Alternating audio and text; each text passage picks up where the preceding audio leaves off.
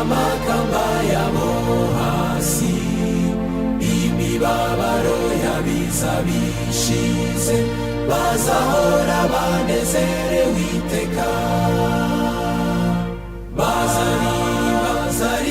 Bazaririmba iyo nama y'Ikaruvali,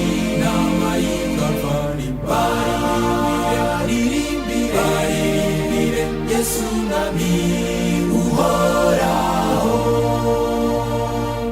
Indirimbo y'urukundo itangaje izabiririmba n'umunezero, tuzabanayo n'umukiza wacu, tuzahora tunezerewe iteka.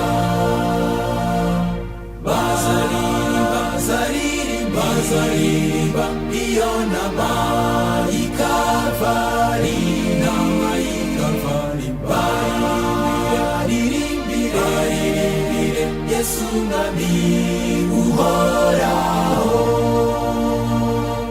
Abamesha ibishura byabo nibo bazegera ya ntebe ye ya cyami, ibyaha tuzabikizwa na Yesu, tuzahora tunezerewe iteka.